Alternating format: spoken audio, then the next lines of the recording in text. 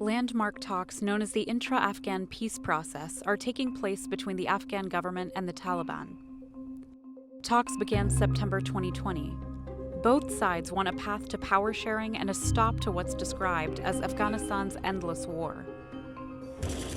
The Taliban brutally ruled Afghanistan from 1996 to 2001 under strict Sharia or Islamic law.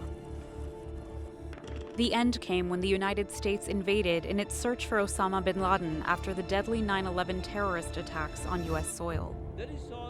Afghanistan formed a government led by Hamid Karzai, who promoted democracy and an open society. But the Taliban retained strongholds. The Afghan government, with support from the US and NATO, has fought a protracted war. The conflict has claimed some 157,000 lives, more than 43,000 of them civilians. Kabul now controls 127 of Afghanistan's 400 districts. Another 76 are in Taliban hands. A further 194 districts are contested, meaning Kabul holds the center with the Taliban in the outskirts.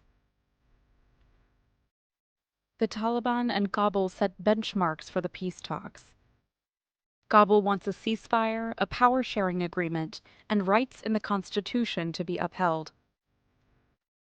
The Taliban want all foreign troops to leave, the release of around 5,000 prisoners, and rights to be aligned with Islamic teachings.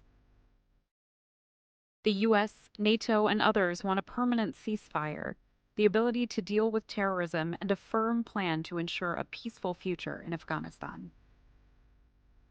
President Joe Biden has said all US troops will be withdrawn by September 11, 2021, the 20-year anniversary of 9/11. The US, NATO, and allied troops have around 9,600 troops on the ground. Afghans are wary of a peace deal. Since talks began, a series of attacks have targeted journalists, members of civil society, and women. Media freedom and women's rights are protected in Afghanistan's 2004 constitution. Since the fall of the Taliban, the country developed a thriving media scene with female journalists at the fore. The Taliban have denied involvement in the attacks while insisting on Islamic law. The Afghan government has not laid out specific conditions to protect media freedom or women. That leaves many to question if freedoms gained over 2 decades of war will survive.